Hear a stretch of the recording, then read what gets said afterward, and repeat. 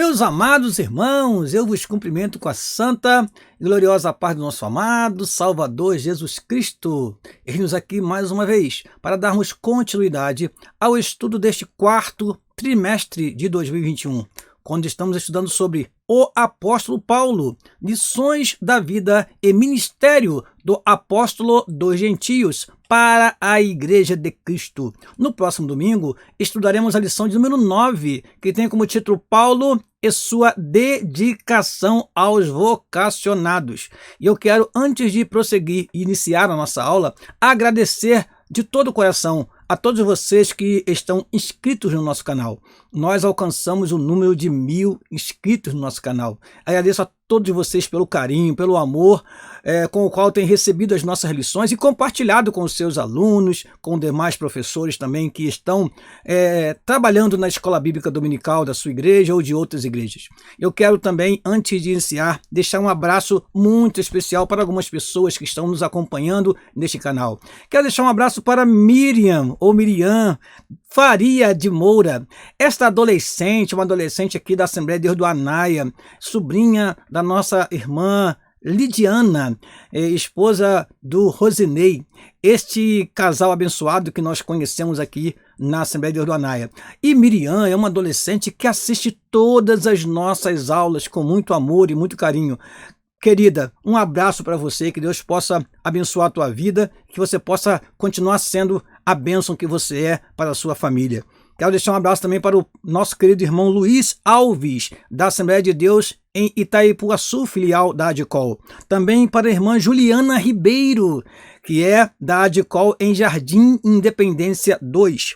E para o meu amigo pastor André de Rudit, este missionário que regressou da Espanha e está conosco, trabalhando junto conosco na Igreja Matriz do Culubandê. Deus abençoe a todos vocês, eu sou grato a todos vocês. E se você, meu querido irmão, que está nos assistindo aí, ainda não é inscrito no nosso canal, eu convido você a se inscrever no nosso canal, a fazer o seu comentário, a deixar o seu like e assim também, se você desejar, compartilhar esta aula com os seus alunos e com outros professores que você conhece que trabalha na Escola Bíblica Dominical da sua igreja ou de outras igrejas. Para prosseguir, nós precisamos agora falar com Deus em oração. Eu peço a você que me acompanhe neste momento, por gentileza. Vamos orar ao Senhor? Pai, no nome de Jesus te agradecemos essa oportunidade rica que temos de transmitir para os teus filhos essa lição. Que o teu Espírito nos inspire para transmitir e que teus servos possam receber a palavra, guardá-la e assim haja crescimento na graça e no conhecimento do Senhor Jesus Cristo. Assim oramos e te agradecemos no nome de Jesus. Amém e amém. Vamos então, irmãos, à nossa aula. E sempre começamos com o nosso texto áureo. O nosso texto áureo se encontra em Atos capítulo 20, versículo 28. Vamos ler? Olhai, pois, por vós e por todo o rebanho sobre que o Espírito Santo vos constituiu bispos para apacentardes a igreja de Deus, que ele resgatou com seu próprio sangue. Repetindo, olhai, pois, por vós e por todo o rebanho sobre que o Espírito Santo vos constituiu bispos para apacentardes a igreja de Deus, que ele resgatou com seu próprio sangue. Atos dos Apóstolos, capítulo 20, versículo 28. Nossa verdade prática diz: no reino de Deus, a liderança mais antiga zela pelas lideranças mais novas. Os jovens vocacionados precisam de cuidado e zelo. Leitura bíblica em classe se encontra em Atos dos Apóstolos, capítulo 20, versículo 17 ao versículo 34. Vamos ler? Diz assim a palavra do Senhor. Demileto mandou a Éfeso chamar os anciãos da igreja. E logo que chegaram junto dele, disse-lhes: vós bem sabeis, desde o primeiro dia em que entrei na Ásia, como em todo esse tempo me portei no meio de vós, servindo ao Senhor com toda a humildade e com muitas lágrimas e tentações que, pelas ciladas dos judeus, me sobrevieram.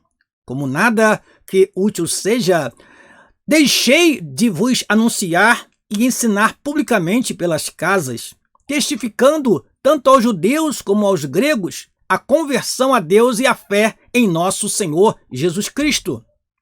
E agora Eis que, ligado eu pelo Espírito, vou para Jerusalém, não sabendo o que lá me há de acontecer, senão o que o Espírito Santo de cidade em cidade me revela, dizendo que me esperam prisões e tribulações. Mas em nada tenho a minha vida por preciosa, contanto que cumpra com alegria a minha carreira e o ministério que recebi do Senhor Jesus para dar testemunho do Evangelho da graça de Deus. E agora, na verdade, sei que todos vós, por quem passei pregando o reino de Deus, não vereis mais o meu rosto. Portanto, no dia de hoje vos protesto que estou limpo do sangue de todos, porque nunca deixei de vos anunciar todo o conselho de Deus. Olhai, pois, por vós e por todo o rebanho, sobre que o Espírito Santo vos constituiu bispos, para apacentardes a igreja que ele resgatou com seu próprio sangue. Porque eu sei isto, que depois da minha partida, entrarão no meio de vós lobos cruéis, que não perdoarão o rebanho, e que dentre vós mesmos se levantarão homens que falarão coisas perversas, para atraírem os discípulos após si. Portanto, vigiai, lembrando-vos de que, durante 3 anos, não cessei noite e dia de admoestar com lágrimas a cada um de vós. Agora, pois, irmãos, encomendo-vos a Deus e à palavra da sua graça, a Ele que é poderoso para vos edificar e dar herança entre todos os santificados. De ninguém cobicei a prata, nem o ouro, nem a veste. Vós mesmos sabeis que, para o que me era necessário, a mim e aos que estão comigo, estas mãos me serviram. Palavras do apóstolo Paulo, o apóstolo dos gentios. O objetivo geral dessa lição é afirmar o papel cuidador da liderança mais antiga acerca da mais jovem.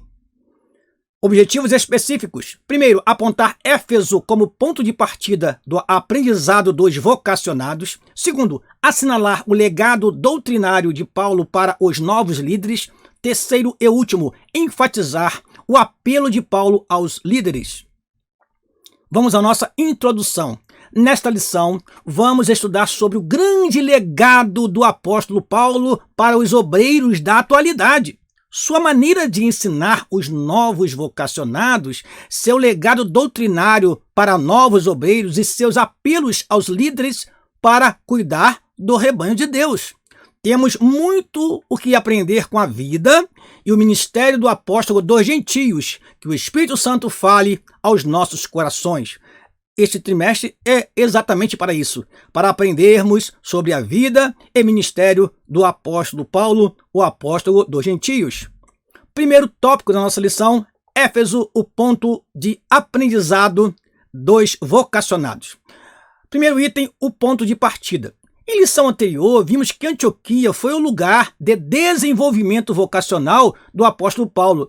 Eu quero acrescentar aqui, meus amados irmãos, como ensinador e missionário, porque a trajetória do apóstolo Paulo começou, de fato, lá quando ele se encontrou com o Senhor Jesus Cristo no caminho, na estrada para Damasco. Ali, naquele encontro com o Senhor Jesus Cristo, começou a sua trajetória como servo de Deus. E depois ele esteve em Damasco, esteve em Tarso, ele esteve um tempo no deserto, como já aprendemos em lições anteriores. Então, o desenvolvimento de Paulo é bem anterior ao momento em que ele estava ali em Antioquia. Em Antioquia, ele se desenvolveu como ensinador e como missionário para ser enviado para o mundo gentílico. Em Éfeso, o apóstolo permaneceu mais tempo e, por isso, dali surgiu um local estratégico para formar novos discípulos. Assim, preparar seus colaboradores vocacionados para atuar nas igrejas da Ásia era uma tarefa importante, pois o ministério de Paulo já estava mais independente dos apóstolos de Jerusalém, embora não perdesse a comunhão com a igreja-mãe. Eu destaco o seguinte: é preciso cuidar das novas vocações. Ou seja, o apóstolo Paulo, ele já tinha realizado uma viagem missionária quando ele percorreu algumas cidades ali, Pafos, Salamina, Derbe, Listra, Icônio, Antioquia da Psídia. Depois ele realizou uma segunda viagem, ele foi um pouco mais distante, ele passou por Éfeso, e quando chegou na terceira viagem, ele sentiu o desejo de ali permanecer um bom tempo, e ali preparar obreiros para atuar nas igrejas daquele momento. Paulo, então, utilizou a cidade de Éfeso como um ponto estratégico para a formação de obreiros para a obra do Senhor naquele tempo. Isso nos dá um alerta muito grande, meus amados irmãos. Nós precisamos preparar obreiros para dar continuidade ao trabalho do Senhor. Nós não ficaremos aqui eternamente, nosso tempo irá passar, e nós precisamos aprender com o apóstolo Paulo a preparar obreiros para poder atuar nas diferentes áreas do reino de Deus. Esta lição nos aponta isso. Item número 2, Paulo e o despertamento de novas vocações. O ministério de Paulo tomou uma proporção muito ampla. Para levar as boas novas aos outros centros culturais do mundo, ele não podia atuar sozinho. Por isso, o apóstolo arregimentou e investiu em pessoas que o auxiliassem a levar o evangelho. Amados irmãos, eu destaco esta seguinte expressão: ele não podia atuar sozinho. Ninguém pode trabalhar na obra do Senhor sozinho. Aos Coríntios, Paulo disse: eu plantei, Apolo regou, mas Deus deu o crescimento. Ou seja, ele reconhecia o trabalho de outros obreiros, mas agora ele precisava preparar obreiros para também atuar na obra do Senhor. Vamos continuar lendo. Podemos citar nomes como os de Timóteo, Sópatro, Segundo, Trófimo, Tíquico, Tito, Aristarco, Filemão, Gaio e outros.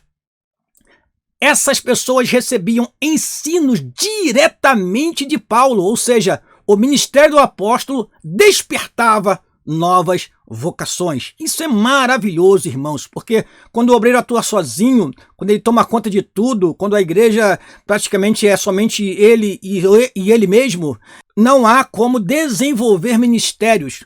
Um obreiro com visão espiritual, ele prepara outros obreiros e coloca-os em determinadas áreas para poder serem desenvolvidos, para poderem ser trabalhados. E ali, trabalhados, eles são preparados para atuar em várias situações, em vários departamentos da igreja. Nós precisamos também nos nossos dias de preparar novas vocações. Terceiro item do primeiro tópico: Paulo, um mestre inspirado. O apóstolo Paulo tornou-se um mestre inspirado para os que o ouviam, pois o apóstolo recebera revelações do próprio Senhor.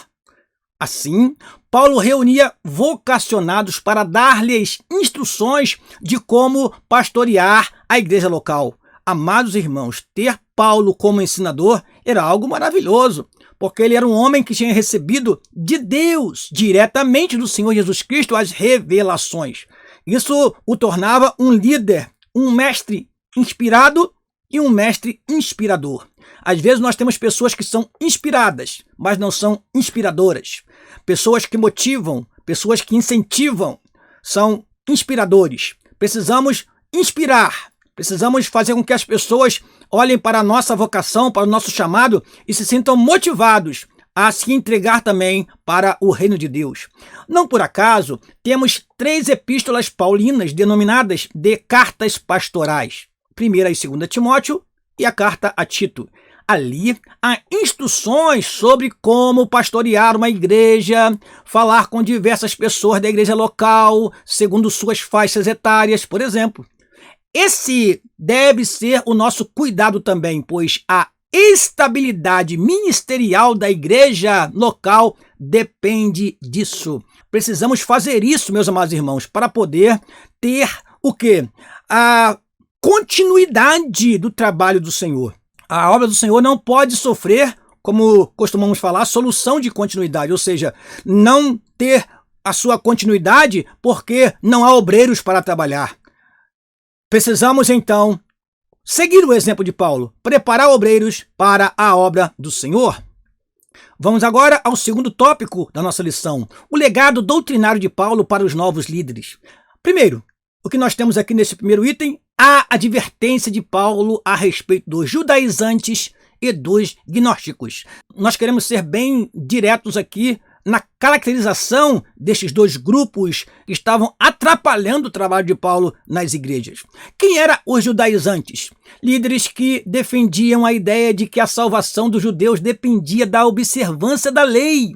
Exigiam que os gentios convertidos observassem as práticas da lei, tais como a prática da circuncisão, a guarda do sábado judaico, a observância dos ritos que envolviam datas e comidas. Meus amados irmãos, vale a pena você observar o que está escrito na carta aos Gálatas. Foi uma carta escrita exatamente para combater os judaizantes que estavam se infiltrando nas igrejas e querendo que os irmãos, os gentios que aceitavam Jesus como Salvador, praticassem as obras da lei como os judeus também praticavam. Parece que a graça de Deus não era mais suficiente. Contra isso, Paulo se levantou corajosamente. E o legado que ele nos deixou foi a defesa intransigente quanto à natureza graciosa da salvação. Disso, nenhum líder cristão pode abrir mão. A salvação é por graça e não por mérito humano. Isso não quer dizer que o homem não é responsável pela sua salvação.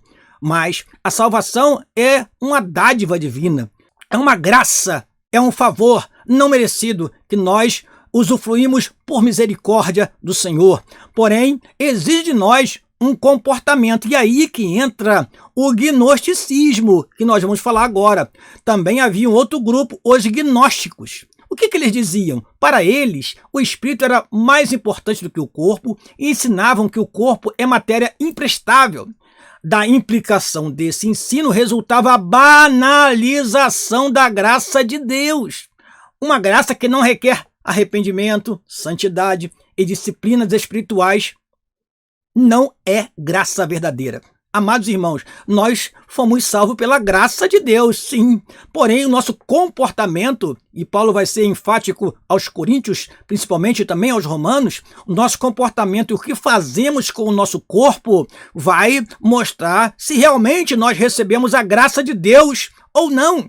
A graça de Deus ela não é apenas preveniente, é a graça também habitual, ou seja, ela está em nós. Nós precisamos, através desta graça divina, manter a nossa vida em santidade e temor. E principalmente, disse Paulo aos Coríntios, no capítulo 6, versículo 19 e 20, que nós devemos glorificar a Deus no nosso corpo e no nosso espírito, os quais pertencem a Deus. Eu quero ler esse versículo para você. 1 Coríntios capítulo 6, versículo 19 e 20. Diz assim a palavra do Senhor: Ou não sabeis que o vosso corpo é o templo do Espírito Santo, que habita em vós, proveniente de Deus, e que não sois de vós mesmos? Porque fostes comprados por bom preço. Glorificai, pois, a Deus no vosso corpo e no vosso espírito, os quais pertencem a Deus. Corpo e espírito pertencem a Deus. Então, esta ideia dos gnósticos, que a matéria é essencialmente má e que o espírito é que pode e que deve ser renovado, esta é uma ideia que, atualizada, podemos dizer que é aqueles que falam que Deus só quer o coração, que Deus não quer esta santidade toda. Para que tanta renúncia? Para que deixar tanta coisa do mundo? E por isso, irmãos, nós estamos vendo nesses últimos dias o mundo entrando definitivamente na igreja. Nós precisamos cuidar, sim, do nosso corpo e do nosso espírito, os quais pertencem a Deus. E diz o texto de 1 Tessalonicenses, capítulo 5, versículo 23, o seguinte: E o mesmo Deus de paz vos santifique em tudo, e todo o vosso espírito e alma e corpo sejam plenamente conservados, irrepreensíveis para a vinda do nosso Senhor Jesus Cristo. 1 Tessalonicenses capítulo 5, versículo 23. Segundo item do segundo tópico, o compromisso de Paulo com o Senhor. O apóstolo não se preocupava apenas em lidar com os falsos ensinos que deturpavam a fé cristã. Ele preocupava-se em viver de maneira coerente com o que ensinava. Isso me lembra Atos capítulo 1, versículo 1, que diz que o Senhor Jesus Cristo, ele fazia e ensinava. Algumas pessoas, irmãos, ensinam e não fazem. Nós precisamos ser coerentes. Precisamos ensinar os outros e praticar também aquilo que ensinamos. Os fariseus são condenados em Mateus, no capítulo 23, por serem hipócritas, por colocarem cargas sobre as pessoas e não querer mover nem com o dedo. Assim nós temos muitas pessoas que estão simplesmente vivendo o evangelho superficial, falso, hipócrita. E olha, meus amados irmãos, Deus contempla todas as coisas. E assim muitos têm o seu ministério reprovado, porque são incoerentes no seu procedimento em relação àquilo que ensinam. Diz assim a nossa revista: em sua despedida dos obreiros de Éfeso, o apóstolo procurou deixar um testemunho de amor ao Senhor e à sua igreja. Nesse sentido, aprendemos com Paulo que não podemos pensar numa coisa, desejar e executar outra. Isso é viver numa profunda incoerência e confusão espiritual. Devemos ser os mesmos na vida privada e na vida pública. Isso me lembra um ensinamento maravilhoso que eu recebo muitas vezes do nosso pastor presidente, pastor Samuel da Silva, quando ele fala que o obreiro ele tem uma vida pública, mas essa vida pública tem que ter respaldo na sua vida privada. Ele tem que ser um homem de oração na igreja e um homem de oração em casa. Ele tem que dar testemunho na igreja e tem que dar testemunho em casa. Então, nós precisamos ser os mesmos. Não podemos ser incoerentes. Não podemos ser negligentes no testemunho cristão. Porque antes de ser obreiro, você é cristão. Prosseguindo, vamos para o terceiro e último tópico da nossa lição. Paulo apela aos líderes. Primeiro, sobre o desprendimento do obreiro para realizar a obra de Deus. Vamos lá? O versículo 24 mostra que Paulo tinha o coração livre da avareza e da ganância. Sua vida mostra que o desprendimento das coisas materiais e plena dependência em Deus são características inegociáveis na vida do obreiro cristão. Amados irmãos, olha, a ganância tem sido grande dos obreiros, de muitos pastores, de muitos pregadores, de muitos cantores, pessoas que têm usado o ministério para, infelizmente, extorquir igrejas, cobrando fortunas para poder pregar e cantar. E nós vemos no exemplo de Paulo, um exemplo de um homem livre, isento de avareza e de ganância. Tomemos, pois, este exemplo para nós. Lembremos do exemplo de Paulo, que procurava não ser pesado às igrejas que pastoreava e visitava. Diz assim a palavra do Senhor, 2 Tessalonicenses, capítulo 3, versículo 8. Nem de graça comemos o pão de homem algum, mas com trabalho e fadiga, trabalhando noite e dia para não sermos pesados em nenhum de vós. Deus tenha misericórdia de nós, porque muitos obreiros, muitos pastores, muitos líderes estão sendo pesados para o seu rebanho, para a sua igreja, porque para sustentá-los a igreja desembolsa fortunas. Às vezes o recurso que a igreja arrecada é todo para pagar o seu pastor. Isso, irmãos, é algo que precisa ser repensado, é algo que precisa ser reavaliado. Precisamos investir na obra do Senhor e os homens devem ser livres da avareza e da ganância se quiserem ser seguidores de Paulo e também do Senhor Jesus Cristo. Outro apelo de Paulo sobre o cuidado pessoal do obreiro. Paulo tinha uma liderança exemplar diante das pessoas, mas ele sabia que isso não bastava. Por isso, no versículo 28, ele diz: olhai, pois, por vós mesmos. Assim aconselhou os obreiros que olhassem para si mesmos. Nós temos visto muitos obreiros que não estão se cuidando. Nós temos visto muitos obreiros que não cuidam da sua saúde. Acham que precisam se entregar à obra e esquecem que precisa cuidar da sua própria saúde física, mental, emocional. Precisamos entender que nós precisamos ir ao médico. Nós estamos aí no mês de novembro, considerado novembro azul. É uma oportunidade. É uma oportunidade para você, meu querido obreiro que me ouve agora, repensar, ver como estão os seus exames, ver se está tudo em dia, como está a sua saúde física, mental e espiritual, a sua vida emocional em relação à sua família, à sua esposa, aos seus filhos. É hora de parar para consertar as redes e ver se alguma coisa não precisa ser costurada, consertada, colocada no lugar, para que você possa ser mais usado ainda do reino de Deus. Muitos pastores estão sendo vítima de infarto, muitos pastores estão sofrendo de pressão alta, de depressão, alguns até, infelizmente, procuram dar cabo da própria vida. Enfim, nós precisamos cuidar da nossa saúde física, mental, espiritual, emocional. Às vezes, na caminhada ministerial, tendemos a passar a ideia de super-homens. Entretanto, a experiência nos ensina que não somos intocáveis pelas circunstâncias externas.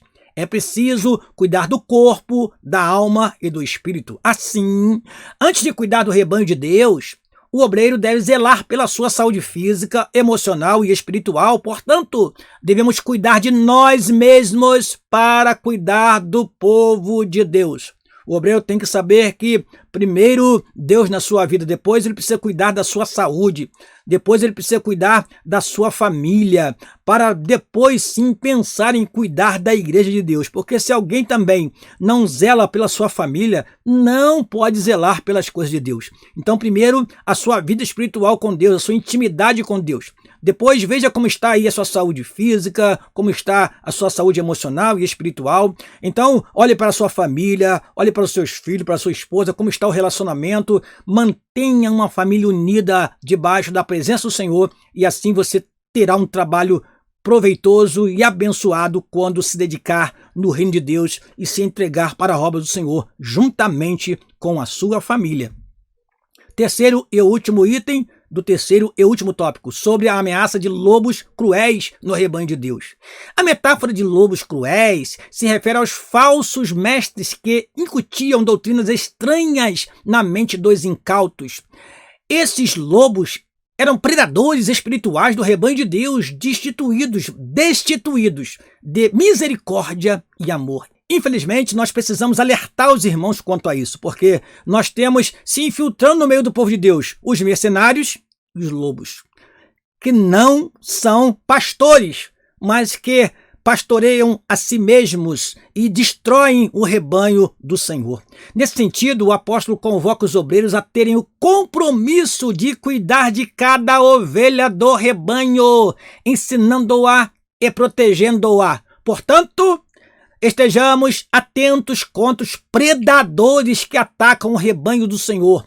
Precisamos desempenhar com fidelidade o nosso papel de guardiões e protetores do rebanho de Deus. Meu amado pastor que me ouve nesse momento, como estão as suas ovelhas?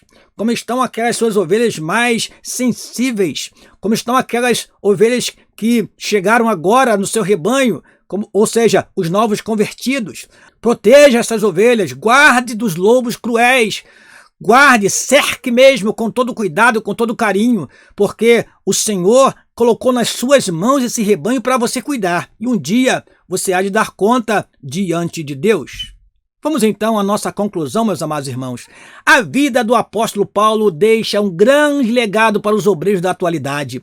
Sua maneira de despertar novas vocações, sua herança doutrinária para a nova geração de trabalhadores e seu apelo aos obreiros para cuidar do rebanho de Deus são marcos importantes para nortear os ministérios dos vocacionados de Deus. É tempo de desenvolver novas vocações. E você, meu amado irmão, pastor, líder, está pensando em desenvolver outras vocações?